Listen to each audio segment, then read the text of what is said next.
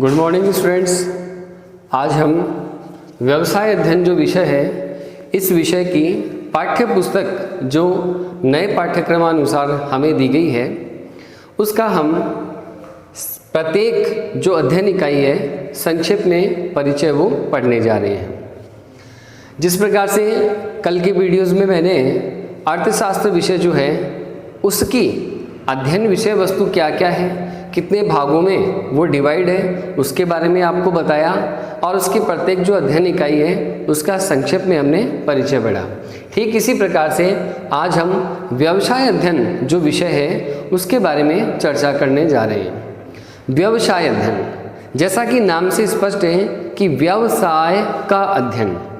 एक बार मैं दोहराना चाहूँगा कि व्यवसाय का मतलब क्या होता है। निश्चित रूप से व्यवसाय का जो अर्थ है कि एक सामाजिक आर्थिक गतिविधि है जिसमें व्यक्ति आर्थिक क्रियाएं करता है और आर्थिक क्रियाएं करते हुए वो वस्तु का उत्पादन है, सेवा का उत्पादन है, निर्माण है, इस उद्देश्य से ताकि वो ग्राहकों तक उन वस्तुओं को पहुंचा सके और अपना अधिकतम लाभ अर्जित कर सके। इस प्रकार व्यवसाय का तात्पर्य होता है कि व्यवसाय एक वह आर्थिक क्रिया या गतिविधि होती है जिसमें वस्तु का उत्पादन एवं निर्माण से लेकर वितरण तक और ग्राहक लक्ष्य को ध्यान में रखते हुए अपने लाभों को अर्जित करे, ऐसी क्रिया गतिविधि को व्यवसाय कहते हैं। तो हम उस संपूर्ण क्रिया पद्धति का अध्ययन करने जा रहे हैं जिसमें व्यवसाय अध्ययन जो पुस्तक है उसको दो भागों में बांटा है।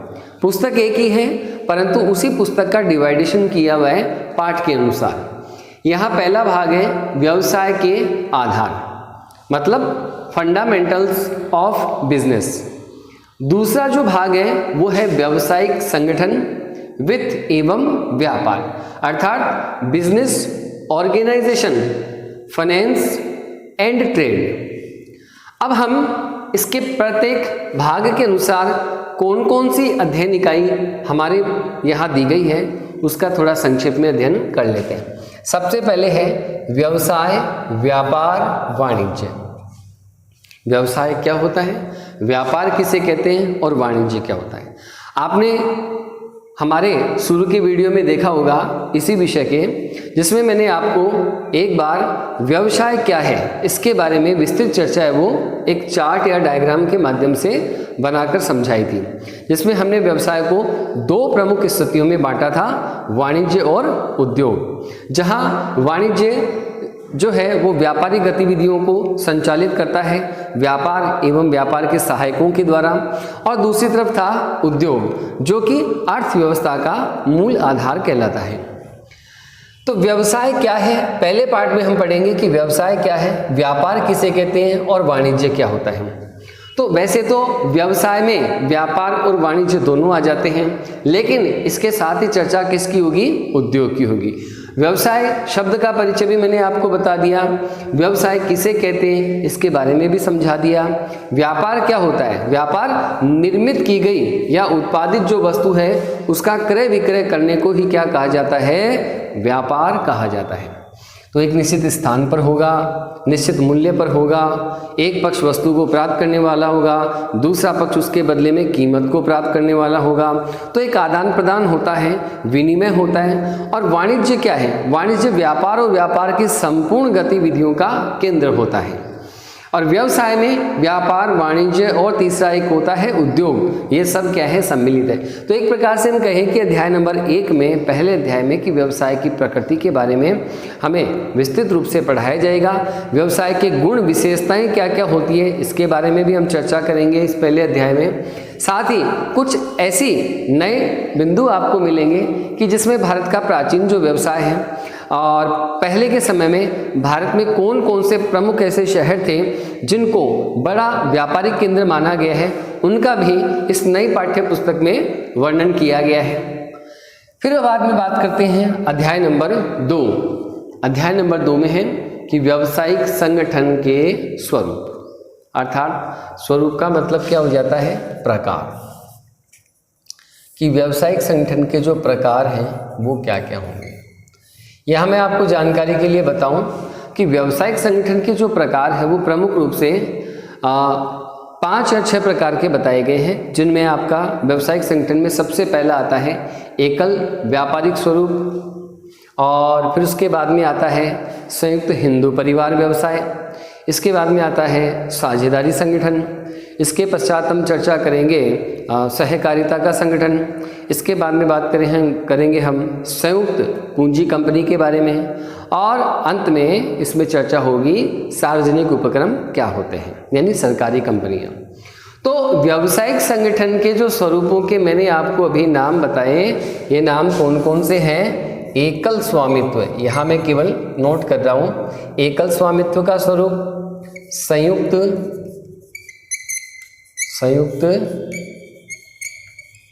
हिंदू परिवार व्यवसाय, फिर आता है साझेदारी, फिर आता है सहकारिता का, फिर उसके बाद में आता है संयुक्त पूंजी कंपनी का। इस प्रकार से यदि हम इनका थोड़ा सा परिचय करें कि एकल व्यवसाय क्या होता है, यानी एक अकेला, एक ही व्यक्ति उस व्यवसाय का संचालन करता हो, वही उसका स्वामी हो, वही उसका प्रबंध नियंत्रण करता हो, यानी व्यवसाय की समस्त गतिविधियों का देखरेख उस एक ही व्यक्ति के हाथों में होता है, उसी का ही उस पर स्वामित्व होता है। तो इस प्रकार का जो व्यवसायिक स्वरूप होता है उसे एकल व्यवसायिक संगठन कहते हैं। अब वो व्यापार के रूप में भी हो सकता है और व्यवसाय में भी हो सकता है, क्योंकि एक ही मालिक हो जिसके पास में उस संस्थान की या संगठन की संपूर्ण व्यवस्थाओं का उत्तरदायित्व तो उसी के पास में है। उसका लाभ है तो उसकी हानि भी है, हानि है तो उसका लाभ भी है। उसकी व्यवस्थाएं क्या होगी, उसका व्यवसाय का आर्थिक निर्णय, उत्पादन से संबंधित, वितरण से संबंधित, ये समस्त उस एकल व्यक्ति के अधिकारांतर्गत होता है। दूसरा आता है संयुक्त हिंदू परिवार व्यवसाय, जो भारत में व्यावसायिक स्वरूप संरचना का सबसे प्राचीन और परंपरागत स्वरूप इसे बताया गया, अर्थात जॉइंट हिंदू फैमिली बिजनेस। ये भारत के जो संयुक्त हिंदू परिवार व्यवसाय उत्तराधिकार अधिनियम 1956 के अधीन ये व्यवसाय वो संचालित होता है। मतलब हमारे यहाँ पे जितने भी हम व्यवसायिक गतिविधियाँ पढ़ेंगे वो किसी न किसी भारतीय संविधान के अंतर्गत किसी न किसी धारा, नियम या उपबंध से क्या हुए निश्चित है, और उसी को ध्यान में रखते हुए उसकी स्थापना की जाती है और उस व्यवसाय की गतिविधियों का संचालन होता है। फिर बात करते हैं इस व्यवसाय में क्या है कि परिवार में संयुक्त रूप से व्यवसाय का संचालन किया जाता है। सबसे बड़ा जो व्यक्ति होता है वो उस बिजनेस का क्या होता है, मुखिया होता है। से सभी सदस्य जो है परिवार के वो व्यवसाय के भी क्या होते हैं, सदस्य होते हैं। परंतु जो निर्णय होता है, जो प्रबंधकीय व्यवस्थाओं का निर्णय होता है, जो बड़े आर्थिक निर्णय होते हैं, जो परिवार का सबसे बड़ी उम्र का व्यक्ति होगा उसको उस परिवार का मुखिया नियुक्त किया जाता है, उस पारिवारिक व्यवसाय का। तो इसकी संक्षेप में चर्चा हुई, इसके गुण दोष क्या होंगे, विशेषताएं क्या होंगी, ये इसके अंतर्गत आएगी। फिर आएगा साझेदारी। साझेदारी को क्या कहते हैं, पार्टनरशिप। आपने देखा होगा, बहुत बार नाम सुना होगा, हाँ, कि हम पार्टनरशिप में हमारा व्यापार चलता है, ये कार्य हमने पार्टनरशिप में शुरू किया। तो जी हाँ, बिल्कुल हम उसी साझेदारी की चर्चा करेंगे, लेकिन ये साझेदारी का जो स्वरूप होगा ये बहुत विस्तृत होगा। इसमें हम चर्चा करेंगे कि साझेदारी क्या होती है, साझेदारी किसे कहते हैं। भारतीय साझेदारी अधिनियम 1932, तो संविधान में जो हमारा व्यवसाय को संचालन करने के लिए जो अधिनियम बना हुआ है उसके अंतर्गत एक जो धारा है वो भारतीय साझेदारी के रूप में जो व्यवसाय चलता है उसको शासित करने के लिए एक पूरा एक्ट यानी कानून बना हुआ है, और वो क्या होता है, भारतीय साझेदारी अधिनियम 1932। तो उसी की धारा के अनुसार उसका अर्थ होगा, परिभाषा होगी, साझेदारी की विशेषताएं होगी, साझेदारी की गुण, लाभ, दोष, सीमाएं सब होंगी। और साझेदारी जैसा कि इसमें क्या है कि वर्तमान में बहुत बढ़ता हुआ स्वरूप है, तो इसका पूरा विस्तृत परिचय वो इस अध्याय इकाई के अंतर्गत हमें पढ़ने को मिलेगा। फिर हम बात करेंगे सहकारिता की। सहकारिता का मतलब होता है कोऑपरेटिव। सहकारिता का मतलब होता है कोऑपरेटिव, अर्थात सहकारिता मतलब साथ मिलकर कार्य करने की एक रचना, एक संगठन का निर्माण करना, और ये भी भारत में एक अधिनियम के अंतर्गत शासित होता है, भारतीय सहकारिता संगठन अधिनियम 1912।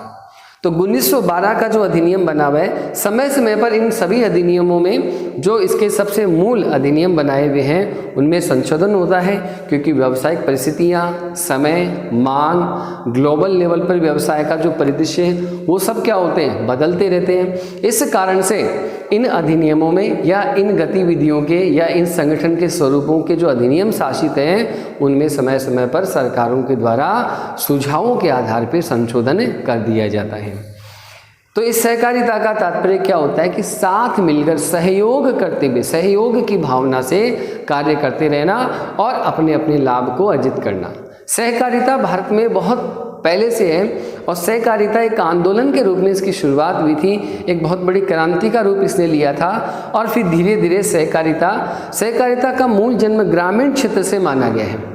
ग्रामीण क्षेत्र में बहुत सारी सहकारी जो समितियां बनती हैं, उन समितियों के भी कई उपभाग होते हैं, उनके सहयोगी इकाइयाँ होती हैं। वो ग्रामीण अंचल में विशेष प्रकार के कोई लघु, छोटे, जो मध्यम आकार के जो व्यावसायिक गतिविधियां हैं उनका संचालन इस सहकारिता के माध्यम से ही किया जाता है। फिर इसके बाद में है संयुक्त पूंजी कंपनी, अर्थात जॉइंट वेंचर जिसे कहते हैं। आपको बताना चाहूँगा कि संयुक्त पूंजी कंपनी जो है वो इन सभी संगठन, ये जो स्वरूप आपने अभी समझे हैं, इनमें सबसे ज़्यादा वर्तमान में इसी की चर्चा होती है, संयुक्त पूंजी उपक्रम। अर्थात वे व्यक्ति सहयोग तो करेंगे ही, साझेदारी में भी एक साथ मिलकर कई व्यक्तियों का समूह होता है, तो वो समूह यहाँ पर भी होगा। और यहाँ पर क्या होता है कि वो एक संयुक्त पूंजी, वो व्यक्ति मिलकर अपना एक संगठन बनाएंगे, उस संगठन को कंपनी का नाम दिया जाएगा और वो कंपनी जो है उन व्यक्तियों का एक काल्पनिक स्वरूप होती है, या यूँ मानिए कि उनको एक जीवित स्वरूप प्रदान करती है, लेकिन पहचान उस नाम से होगी ना कि उन व्यक्तियों से होगी। वो व्यक्ति उसकी समस्त प्रकार की क्रिया पद्धतियों, विधियों में अपनी जो भागीदारिता है वो निरंतर बनाए रखेंगे, परंतु उस संयुक्त पूंजी कंपनी का जो उपक्रम का नाम होगा, उस नाम से वो व्यक्ति क्या करेंगे, कार्य करेंगे, अर्थात अपने व्यावसायिक संगठन स्वरूप का संचालन करेंगे। तो इस प्रकार से दूसरे अध्याय में व्यावसायिक संगठन के स्वरूप, इनकी विस्तृत चर्चा होगी, इन सभी का अर्थ परिचय होगा, इनके कौन कौन से अधिनियम, उस अधिनियम के बारे में चर्चा की जाएगी, इनकी विशेषताएं, गुण दोष, लाभ, सीमाएं इस प्रकार से दिया गया है। फिर बात करते हैं अध्याय नंबर 3। अध्याय नंबर 3 जो है वो निजी, सार्वजनिक एवं भूमंडलीय उपक्रम। ध्यान से समझना, निजी, प्राइवेट, सार्वजनिक यानी अंग्रेजी में इसे क्या कहते हैं, पब्लिक। फिर आता है भूमंडलीय। भूमंडलीय का मतलब होता है बहुराष्ट्रीय यानी वैश्विक स्तर पर। अब यदि इसकी बात करें तो थोड़ा सा मैं बताना चाहूँगा, निजी नाम से मतलब प्राइवेट। अब इस प्राइवेट शब्द का मतलब या निजी शब्द का मतलब क्या है कि कोई भी व्यावसायिक संगठन का स्वरूप जिसका प्रबंध एवं नियंत्रण व्यवस्था, या यूं कहें कि उसकी जो टोटल कैपिटल या पूंजी होती है, उस धन पूंजी का मालिकाना हक अधिक प्रतिशत के रूप में निजी व्यक्ति के स्वामित्व में होता है और फिर वो व्यक्ति उस संगठन की समस्त व्यावसायिक व्यवस्थाओं का संचालन करता बनता है, तो ऐसे संगठन स्वरूप को, कंपनी को निजी क्षेत्र के रूप में माना जाता है। ठीक है, अब ये निजी क्षेत्र क्या होगा, इसे क्या कहते हैं, इसकी संकल्पना अवधारणा क्या है, निजी जो स्वरूप होते हैं वो किस प्रकार से कार्य करते हैं, वो केंद्र कौन से हो सकते हैं, उनकी गुण विशेषताओं के बारे में चर्चा होगी। फिर आता है बाद में सार्वजनिक। सार्वजनिक को अंग्रेजी में कहते हैं पब्लिक। अब पब्लिक का मतलब तो क्या है, लोग, जनमानस, लेकिन यहाँ सार्वजनिक का मतलब होगा सरकार से। तो सार्वजनिक उपक्रम या व्यवसायिक संगठन, जो अभी हमने नाम पहले लिखे थे अध्याय 2 इकाई के अनुसार, एकल स्वामित्व संयुक्त हिंदू परिवार व्यवसाय, साझेदारी संगठन, सहकारिता, संयुक्त पूंजी कंपनी, तो उनमें भी निजी स्तर के भी संगठन होते हैं और सार्वजनिक स्तर के भी होते हैं और भूमंडलीय उपक्रम भी होते हैं। तो निजी व्यक्ति की तो बात हमने कर ली, अब हम चर्चा करते हैं सार्वजनिक उपक्रम। तो सार्वजनिक उपक्रम का सीधा सा अर्थ है कि ऐसा कोई संगठन या इकाई या उपक्रम जिसकी प्रबंध नियंत्रण व्यवस्था यानी मैनेजमेंट, जो होल्डिंग है, जो संचालन व्यवस्था होती है, वो सरकारी एजेंसियों या सरकार के माध्यम से किसी प्रतिनिधि संस्थान या इकाई के पास में होती है, तो ऐसे संगठन स्वरूप को सार्वजनिक उपक्रम का नाम दिया जाता है। अर्थात यूँ भी कह सकते हैं कि उस संगठन स्वरूप का जो पूंजी अस्तित्व है, उस पूंजी अस्तित्व में 50% से अधिक हिस्सा यदि सरकारी क्षेत्र के नियंत्रण में है, तो ऐसा संगठन सार्वजनिक उपक्रम कहलाएगा। अब फिर उसके बाद में कि इसका अर्थ परिचय, इसकी अवधारणा, इसकी विशेषता और इसके कुछ लाभ भी बताए जा सकते हैं। सार्वजनिक, वैसे यदि मैं बताना चाहूँ कि जो सार्वजनिक क्षेत्र संगठन होता है, एक बार यहाँ पे ये कर दिया ऐसे मैंने, सार्वजनिक जो संगठन होता है सरकारी क्षेत्र, वो अपने 3 स्वरूपों में बटा हुआ है। कितने स्वरूपों में? 3 स्वरूपों में बटा हुआ है। इनका नाम होता है विभागीय।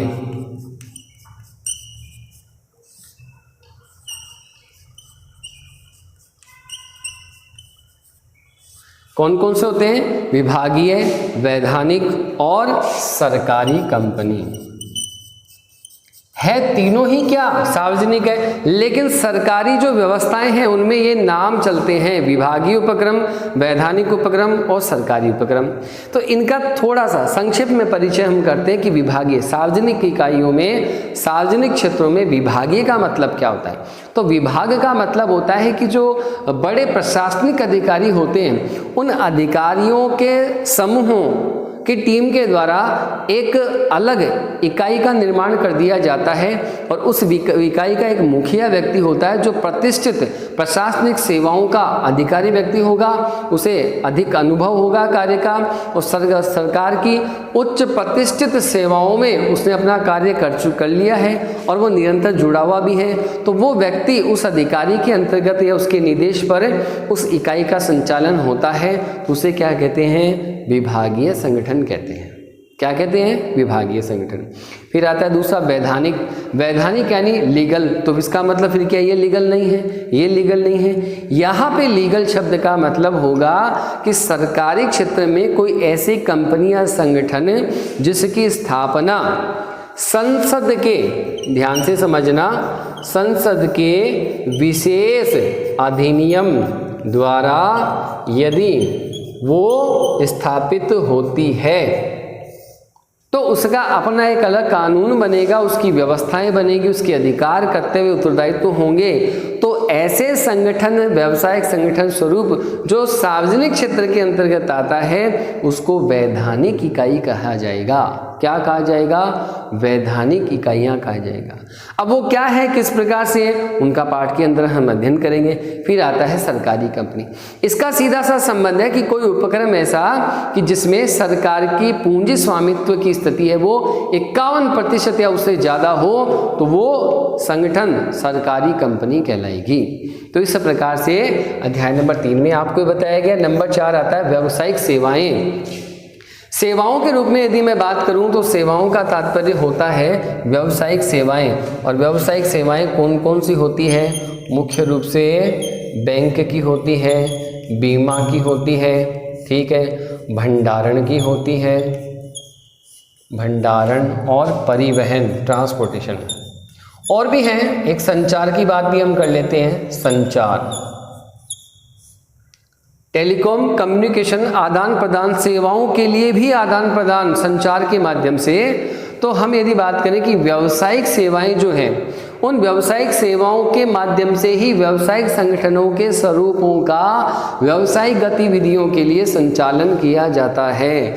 अब जैसे बैंक है, बीमा है, भंडारण है, परिवहन और संचार, तो ये व्यावसायिक सेवाएं, इनका अलग अलग विस्तृत परिचय हम इस अध्याय के माध्यम से पढ़ेंगे कि बैंक की कार्यप्रणाली व्यवसाय का संचालन कैसे कर सकती है। इसमें जो बैंकों के आधुनिक स्वरूप हैं उसमें ई बैंकिंग है, नेट बैंकिंग है और ई आधार पर लेन देन होना और व्यापारिक गतिविधि का संचालन होना, तो वो समस्त उस बैंक व्यवस्था के अंतर्गत आता है। बीमा की बात करेंगे तो माल का बीमा, गोडाउन में रखे हुए स्टॉक का बीमा, व्यवसाय का बीमा, माल आ रहा है समुद्री मार्ग से तो उस स्थिति का बीमा, भंडारण की बात आती है कि भंडारण के रूप में व्यवसाय की सेवाएं, तो निजी क्षेत्र में भी क्या होते हैं, कुछ व्यक्ति या संगठन है वो भंडारण की सेवाएं देते हैं कि जैसे मान लो मैंने बहुत सारी इकाइयों का उत्पादन कर लिया, अब मेरे यहाँ पर उन इकाइयों को स्टोर या संग्रह करने की व्यवस्था नहीं है, लेकिन बहुत सारे संगठन ऐसे हैं जो आपको भंडारण का कार्य, यानी ये वो एक व्यवसायिक गतिविधि है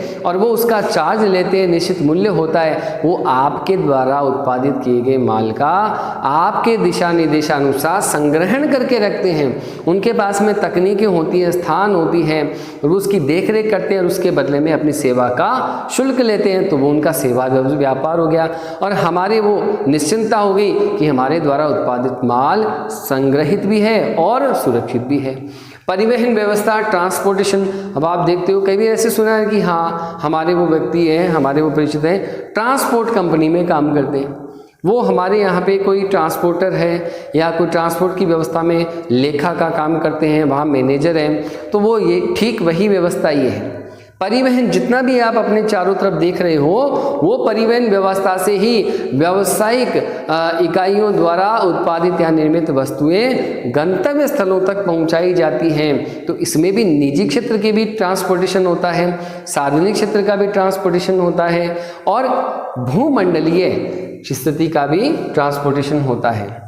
एक मैं बताना भूल गया था, भूमंडलीय शब्द के बारे में बता दूं। भूमंडलीयकरण का मतलब होता है वैश्वीकरण या बहुराष्ट्रीय निगम कंपनी, MNC। क्या नाम बताया? MNC मतलब मल्टीनेशनल कंपनीज। ये क्या होते हैं? भूमंडलीय स्वरूप। अब हम देख रहे हैं आज हमारे दैनिक जीवन में प्रातः उठने से लेकर रात को सोने तक अनेक प्रकार की ऐसी वस्तुएं दैनिक जीवन में उपयोग की जाने वाली होती हैं, वो विदेशी कंपनियों के द्वारा निर्मित होती है। अब विदेशी कंपनियों का जाल पूरे विश्व स्तर पे, भारत की भी कंपनियां विदेशों में जाकर अपना उत्पादन करती है, वस्तु सेवाओं का वितरण करती है। विदेशी कंपनियां भी भारत में आकर अपनी वस्तुओं का उत्पादन करती है, बाजार में उनका वितरण करती है। तो ये एक ऐसी जाल की व्यवस्था है, वो पूरे समूचे विश्व में एक दूसरे देशों में उनके यहाँ अनेक प्रकार की अलग अलग गतिविधियों के माध्यम से संचालित होता है। तो वैश्विक स्तर पर इस प्रकार से जो कंपनियां कार्य करती हैं, जो व्यावसायिक संगठन कार्य करते हैं, उनको क्या कहते हैं? भूमंडलीय उपक्रम कह दो या MNC कह दो या बहुराष्ट्रीय निगम, यानी एक राष्ट्र से अधिक या अनेक देशों में जो व्यावसायिक गतिविधियों का संचालन करते हैं उन्हें क्या कहते हैं? भूमंडलीय उपक्रम कहते हैं। फिर बात आ जाती है, हम व्यावसायिक सेवाओं की कर रहे थे, तो बैंक, बीमा, भंडारण, परिवहन, संचार। अब संचार के भी कितने आधुनिक संसाधन हो गए हैं वर्तमान में, वो सभी के सभी एक व्यावसायिक गतिविधि का संचालन करने के लिए बहुत ही आवश्यक बताए गए। फिर आता है व्यवसाय की उभरती हुई पद्धतियाँ। अब उभरती हुई पद्धतियाँ शब्द से थोड़ा सा समझने का प्रयास करें। उभरती हुई पद्धतियाँ, इसका मतलब क्या होगा कि आज का जो बिजनेस का ट्रेंड है, जो व्यापार का तरीका है, और कुछ सालों पहले की यदि बात करें तो वो ट्रेंड काफ़ी क्या था? ओल्ड था। आज व्यवसाय की गतिविधियाँ बदल गई है। हो सकता है आप में से हमने व्यवसायिक गतिविधि बहुत कम देखी हो, लेकिन व्यापारिक गतिविधि तो हम अपने नित्य जीवन में बाजार में जाते हैं तो देखते हैं कि व्यापार के स्वरूप भी कितने बदल गए हैं। आज बड़े बड़े मतलब दुकान होते हैं, बड़े बड़े जो आउटलेट होते हैं, शोरूम जिसे कहते हैं, एक ही छत के नीचे बहुत सारी वस्तुओं को विक्रय करते हुए देखा जाता है और इतने मतलब उनको आकर्षक ढंग से उनकी साज सज्जा, मतलब आकर्षण इतना उत्पन्न किया जाता है उनकी साज सज्जा में, तो वो उभरती हुई पद्धतियों के रूप में है। आज जैसे व्यावसायिक सेवाओं की बात करें, जैसे बैंक की बात करें, तो बैंक में क्या है, आप जो दुकानदार व्यक्ति है, जो व्यावसायिक व्यापारी व्यक्ति है, व्यवसायी है, वो अपने कार्यालय में अपने दुकान बैठे अपने व्यवसाय की आर्थिक लेन देन की जो गतिविधि है, माल के संबंध में भुगतान करना और माल बिक्री के संबंध में भुगतान प्राप्त करना, ये सभी के सभी उभरती पद्धतियों के अंतर्गत, मतलब बैंक की आधुनिक व्यवस्थाओं के अंतर्गत आ गए, जिसमें व्यवसायी या व्यापारी को सामान्य लेन देन के लिए बैंक जाने की आवश्यकता ही नहीं है। स्मार्टफोन हमारे पास में है और इंटरनेट उसके साथ में है, तो हम घर बैठे, दुकान पर बैठे, कार्यालय में बैठे अपनी व्यवसायिक गतिविधि को आसानी से संचालित कर सकते हैं। तो जितनी भी उभरती हुई पद्धतियां हैं जो तकनीकों पर आधारित है, उन सभी को यहाँ पर स्पष्ट रूप से बताया जाएगा। यानी ई पद्धतियाँ, ई ट्रांजैक्शन, ई बैंकिंग, है ना, आधुनिक लेन देन नेफ्ट में होता है, ऑनलाइन खातों से ट्रांसफर किया जाता है, तो ये सारी उभरती हुई पद्धतियों के अंतर्गत आएगा। फिर बात करते हैं छठा अध्याय, इस भाग के अनुसार व्यवसाय के आधार के अनुसार व्यवसाय का सामाजिक उत्तरदायित्व एवं व्यावसायिक नैतिकता। हमने सब बात पढ़ ली कि व्यापार, व्यवसाय, वाणिज्य क्या है, लाभ कमाना सर्वोपरि हित उद्देश्य है, लेकिन कहीं न कहीं जो राष्ट्रीय व्यवस्थाएं होती है, अर्थव्यवस्था जो है कि लोगों के, समाज के लोगों के आर्थिक एवं सामाजिक जीवन में सुधार करने के उद्देश्य से व्यवस्थाओं का निर्माण होता है। व्यवसाय तो बाद में है। एक अर्थव्यवस्था जो बनाई जाती है सरकारों के द्वारा, एक राष्ट्र के द्वारा, उसका मूल उद्देश्य है कि नागरिकों के जीवन स्तर में सुधार करते हुए समाज का सुधार होगा और समाज के सुधार से राष्ट्र की व्यवस्थाओं का सुधार निश्चित है। तो सामाजिक उत्तरदायित्व का मतलब कि जहां एक व्यवसाय समाज की गतिविधियों को ध्यान में रखते हुए अपना व्यवसाय करता है, उनको वस्तु सेवाओं का वितरण करता है और उन्हीं से ही अधिकतम लाभ अर्जित करता है, तो वो समाज जो है वो व्यवसाय से कई प्रकार की अपेक्षाएं रखता है।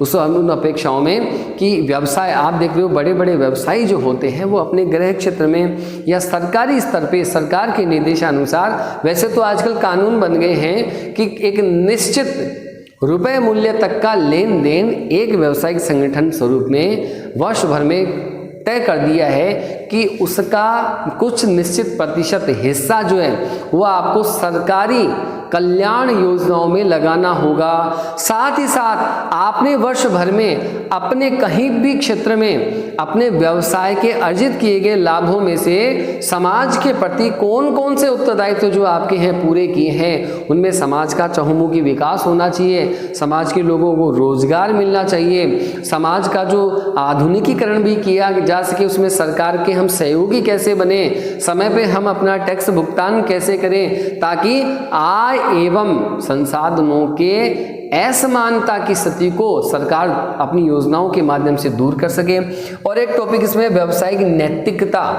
तो या तो सामाजिक उत्तरदायित्व क्या होते हैं, कानून दिशा निर्देशों के आधार पर किए जाए, एक होती है नैतिकता। नैतिकता का मतलब होता है आचरण से लगाते हैं, आचरण यानी किया जाने वाला व्यवहार, एक ऐसा व्यवहार जो आदर्श चरित्र प्रस्तुत करे और उसकी अनुपालना सब करे या उसको देखकर उसका अनुसरण अन्य लोग करें। तो ऐसी नैतिकता व्यवसाय में क्या है, वो समाज के मूल्यों को ध्यान में रखते हुए, समाज की धार्मिक भावनाओं को ध्यान में रखते हुए जो समाज व्यवसाय से क्या अपेक्षा रखता है, हम उनकी स्थितियों को बारीकी से ध्यान में रखकर वस्तुओं का, सेवाओं का निर्माण करें, अपनी व्यावसायिक गतिविधि का निर्माण करें, संचालन करें, तो वो हमारी नैतिकता है। अब यदि हम लाभ कमाने के होड़ या प्रतिस्पर्धा के उद्देश्य से कार्य करते जाएंगे तो हम लाभ तो प्राप्त करते रहेंगे, लेकिन कहीं न कहीं हमारी कुछ भूल या ऐसी सीमाएं उत्पन्न हो जाती हैं जिससे समाज की नैतिकता और सामाजिक परिस्थितियों में कहीं न कहीं वो व्यवसाय बाधक बन जाता है। और जब ऐसी स्थिति आ जाती है तो उसका नियंत्रण भी होता है, परंतु सीधा संबंध व्यवसाय की गतिविधियों पर होता है और वो व्यवसाय कुछ ही समय में क्या होता है, समाप्त हो सकता है। तो इस प्रकार से ये 6 अध्याय है वो आपके पहले भाग में व्यवसाय के आधार में स्पष्ट किए गए हैं। फिर बात करते हैं हम दूसरा भाग, व्यावसायिक संगठन, वित्त एवं व्यापार। पहला आता है कंपनी निर्माण, स्ट्रक्चर ऑफ कंपनी। कंपनी शब्द क्या होता है, मैं आपको बता दूं कि भारत में एक संवैधानिक कानून बना हुआ है जो है कंपनी अधिनियम। कंपनी अधिनियम 1956, और ये मूल आधार है। और वर्तमान में संशोधन जो हो गया, उस संशोधन के आधार पे नई जो व्यवस्था है वो नया कंपनी अधिनियम 2013 के अनुसार इसमें जो व्यवस्था बताई गई है उन व्यवस्थाओं को स्पष्ट किया गया है। 2013 के अनुसार जो नया कंपनी अधिनियम है उसकी व्यवस्थाएं वर्तमान में चल रही है और कंपनी निर्माण इसमें बताया गया है। कंपनी क्या होती है, कंपनी किसे कहते हैं? कंपनी शब्द का मतलब व्यक्तियों के एक संगठन या समूह से होगा जो निश्चित नियम एवं शर्तों की पालना करते हुए अपना एक वैधानिक अस्तित्व का निर्माण करते हैं। क्योंकि कंपनी शब्द जो है वो एक वैधानिक अस्तित्व की परिभाषा देता है, अर्थात इसमें व्यक्ति के रूप में कोई नहीं होता है, उन व्यक्तियों के संगठन के रूप में एक नाम की पहचान होती है और उस नाम की पहचान ही वो कंपनी का निर्माण कहलाती है। अब वो कंपनी का निर्माण होता कैसे है, उसकी योजना कैसे बनाई जाती है, उसके लिए कौन कौन सी आवश्यक कार्यवाही औपचारिकताओं को पूरा करना होता है, ये एक बहुत विस्तृत चर्चा है व्यवसाय की। क्योंकि कंपनी जो जगत है वो वर्तमान में व्यवसाय का सबसे जो यूं कहें कि सबसे उभरता स्वरूप है वो कंपनी है। तो उस कंपनी का निर्माण कैसे होता है? जैसे कई बार आप सुनते हैं कि हमने एक कंपनी बनाई, हमारे पापा जी उस कंपनी में काम करते हैं, हमारे कोई चाचा जी उस फलां कंपनी में काम करते हैं। तो ये जो कंपनी शब्द है ये व्यवसाय से कितना जुड़ा हुआ है, इसके बारे में आपको विस्तृत इस अध्याय में बताया जाएगा कि कंपनी कैसे बनती है, उसके लिए कहाँ कहाँ आपको आवेदन करना होता है, उसकी कानूनी औपचारिकताएं क्या होती है, उसका रजिस्ट्रेशन कैसे किया जाता है, उसका जो सत्यापन कैसे होगा, हमें किन किन आधारों के पश्चात कंपनी को चलाने की अनुमति मिलेगी, हम जो नाम सोच रखा है, हमने जो नाम हम लेना चाहते हैं, जैसे होता है ना बड़ी कंपनियों के बाहर नाम लिखा हुआ होता है, उसका एक अलग लोगो, एक इंडिकेशन पहचान होता है ना, होता। जैसे मान लीजिए वोडाफोन कंपनी है, आइडिया है, एयरटेल है, रिलायंस है, टाटा है। तो कई ऐसे आपने देखे होंगे, जैसे मान लीजिए कि हीरो कंपनी होती है, उसका एक इस प्रकार से जो आप देखते हैं कि ऐसे जो एच है वो एक टूटा हुआ एच के रूप में ऐसे कुछ आपको दिया हुआ मिलता है ना, ऐसे से होता है। उसी प्रकार से और भी कई कंपनियां हैं, होंडा कंपनी है, हीरो कंपनी है, भारत की जो हमारी स्वदेशी कंपनियां हैं, टाटा का है, रिलायंस का है, इन सब की एक पहचान है। तो वो कंपनी का निर्माण कैसे होता है उसका पूरा अध्यापन 1956 और संशोधित 2013 कंपनी कानून के अंतर्गत पढ़ाया जाएगा। फिर आता है व्यावसायिक वित्त के स्रोत। अब जब हमने इतनी सारी चर्चा कर ली, व्यवसाय क्या है, कंपनी क्या होती है, कंपनी बनती कैसे है, संगठन स्वरूप कैसे होते हैं, लेकिन क्या बिना पूंजी या धन की आवश्यकता को पूरा किए हम व्यवसाय की कल्पना भी नहीं कर सकते। आज के समय में जहां व्यवसाय का स्वरूप बढ़ता जा रहा है, उसकी लागत और पूंजी क्षमता अधिक हो गई है, वैसे तो स्वरूप हम जैसा स्थापित करना चाहे उतनी ही पूंजी लगती है, लेकिन व्यवसाय जब निरंतर बढ़ता जाता है तब उस स्थिति में हमें और पूंजी की आवश्यकता होती है। और यदि व्यवसाय की स्थापना ही कर रहे हैं तब उस समय तो बहुत ज़्यादा पूंजी की आवश्यकता होगी। तो हम एक व्यवसाय की स्थापना करते समय हमारी पूंजीगत ज़रूरतों को कैसे पूरा कर सकते हैं, तो उसके बारे में भी बताया जाता है। कैसे कि व्यवसायिक जो पूंजी के स्रोत होते हैं वो अल्पकाल के लिए भी मिलते हैं, मध्यकाल के लिए भी मिलते हैं और दीर्घकाल परिस्थितियों के लिए भी व्यवसाय का संचालन करने के लिए स्रोत है। अब अल्पकाल यानी कम समय में के लिए 1 वर्ष की ज़रूरतों को पूरा करने के लिए, 1 से 5 वर्ष तक की ज़रूरतों को पूरा करने के लिए और 5 से अधिक वर्ष तक के लिए हम कहीं ऋण की प्राप्ति करें, व्यवसाय का संचालन करने के लिए जो वित्त यानी फाइनेंस रुपए पूंजी की व्यवस्था करें, तो उनके स्रोत कौन कौन से हैं, कहाँ कहाँ से हम प्राप्त कर सकते हैं, जिससे हमारी कम समय की थोड़े समय की, थोड़े से ज़्यादा समय की और बहुत अधिक लंबे समय तक की ज़रूरतों को पूरा किया जा सके, क्योंकि बिना पूंजी के व्यवसाय को निरंतर संचालित कर पाना बहुत मुश्किल है। इसलिए उन सभी स्रोतों की यहाँ चर्चा की गई है, अध्ययन किया जाएगा जो व्यावसायिक वित्त के स्रोत के अंतर्गत आते हैं। फिर आता है 9वां आपके अध्याय दिया गया लघु व्यवसाय एवं उद्यमिता। लघु व्यवसाय एवं उद्यमिता, लघु व्यवसाय यानी छोटे उद्योग, और उन्हीं छोटे उद्योगों की इकाइयों का समूह, वो क्या हो जाती है, उद्यमिता। आज आप देख रहे हैं कि बदलते हुए दौर में हमने देखा पिछले कुछ 7-8 सालों में भारत का जो लघु स्तर का उद्योग है, छोटी छोटी इकाइयां हैं, उनका भारतीय अर्थव्यवस्था में, भारत के रोजगार व्यवस्था में, भारत की पूंजी के निर्माण में, भारत की राष्ट्र की आय में इनका बहुत बड़े पैमाने पर योगदान जा रहा है। तो इसी को आधार देखते हुए अलग अलग राज्य सरकारों ने और केंद्र सरकारों ने भी इनके संबंध में बहुत कानून धाराएं बना दी है कि उनको सुविधाएं कैसे दी जा सके, उनके लिए जो जो भी बाधाएं उत्पन्न होती है, माल संबंधी हो, तकनीकी संबंधी हो, भंडारण की हो, उनका मार्केटिंग यानी उनका जो वितरण संबंधी कार्य कैसे देखा जाए, उनके संबंध में क्या क्या प्रावधान है, वो और अधिक सरल कैसे बनाए जा सकते हैं। तो इन संबंध में सरकार के भी वर्तमान में इस पर बहुत बारीकी से और बहुत सूक्ष्म तरीके से ध्यान दिया जा रहा है, ताकि इस क्षेत्र का और अधिक योगदान कैसे लिया जा सके। एक जानकारी के लिए बताऊं आपको कि भारत में जो टोटल प्रोडक्शन होता है पूरे वर्ष भर का, उस कुल उत्पादन में सबसे ज़्यादा योगदान लघु, मध्यम और कुटीर उद्योगों का ही है, और जो ज़्यादा से ज़्यादा रोजगार पाने वाले व्यक्तियों की संख्या है वो भी किस में है, इस लघु क्षेत्र में ही है। तब हम समझ सकते हैं कि भारत जैसे अल्प विकसित देशों में लघु औद्योगिक इकाइयों की इंपॉर्टेंस क्या है। 10वां अध्याय आंतरिक व्यापार, इंटरनल ट्रेड। आंतरिक व्यापार का मतलब जो देश की सीमाओं के भीतर किया जाने वाला व्यापार है, चाहे वो एकल स्वामित्व का हो, सार्वजनिक क्षेत्र का हो, साझेदारी का हो, संयुक्त हिंदू परिवार का हो, चाहे बहुराष्ट्रीय कंपनी हो, चाहे कोई कंपनी हो, कोई भी स्वरूप क्यों ना हो, आंतरिक व्यापार का मतलब क्या होता है, जो किसी राष्ट्र की सीमाओं के भीतर किया जाता है उसको आंतरिक व्यापार कहते हैं। आपको मैंने स्टार्टिंग इंट्रोडक्शन के अंतर्गत बताया था चार्ट के माध्यम से कि आंतरिक व्यापार जो है वो मुख्य रूप से थोक एवं खुदरा, ये दो होते हैं। अब थोक का मतलब होता है जो बड़ी मात्रा में या कई प्रकार की वस्तुओं को बड़ी मात्रा में विक्रय या क्रय करने की जो गतिविधि है उसको थोक व्यापार कहते हैं।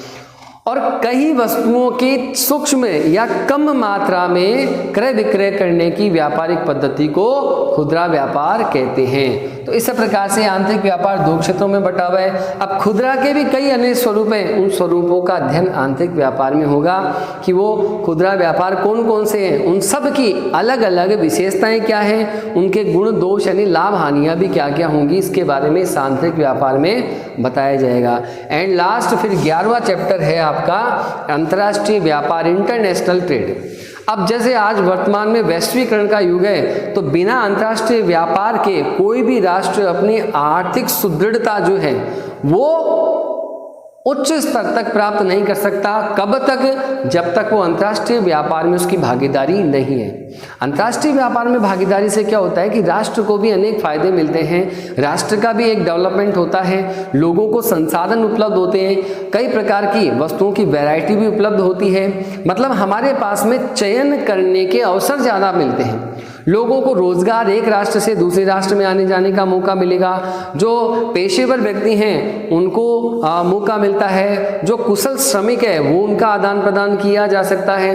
अर्थात सीमाओं से परे, सीमाओं के पार आर पार जो व्यापारिक गतिविधियां होती है उसको अंतर्राष्ट्रीय व्यापार कहते हैं। और अंतर्राष्ट्रीय व्यापार के दो स्वरूप सबसे चर्चित होते हैं, कौन कौन से हैं?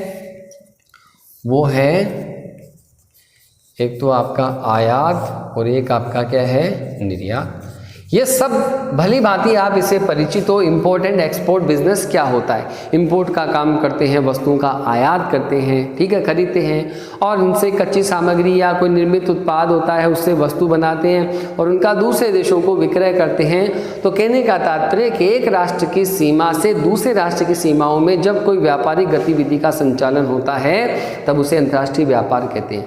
अब यहाँ इस अध्याय के माध्यम से हम यह समझने का या पढ़ने का प्रयास करेंगे कि अंतर्राष्ट्रीय व्यापार का अर्थ क्या है, अंतर्राष्ट्रीय व्यापार की आवश्यकता क्यों हुई, अंतर्राष्ट्रीय व्यापार को कैसे किया जा सकता है, अंतर्राष्ट्रीय व्यापार के लिए आवश्यक औपचारिकताएं कौन कौन सी पूरी करनी होती है, उसके लिए कानून धाराएं कौन कौन सी है, सरकारी क्षेत्र पर उनसे मिलने वाली सुविधाएं, उनकी जो परिषदें हैं, उनकी एजेंसियां हैं, जहाज से समुद्री मार्ग से हम व्यापार करते हैं तो उसकी सारी प्रक्रिया क्या है, कैसे जहाज में माल जाता है, उससे पहले उसकी कहाँ का जांच करवाई जाती है। तो ये सारे जो बिंदु हैं वो इस अध्याय के माध्यम से हम पढ़ेंगे।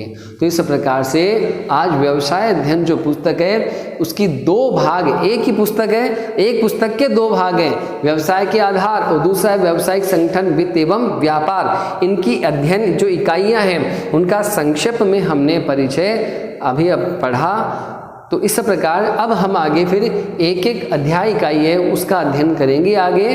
तो आज के वीडियोस में इतना ही। आगे के लिए हम नए जो अपने टॉपिक है, नए अध्याय है, उसके साथ आपके साथ मैं आऊँगा और हम उसका एक एक पार्ट का अध्ययन करेंगे। तब तक के लिए गुड बाय।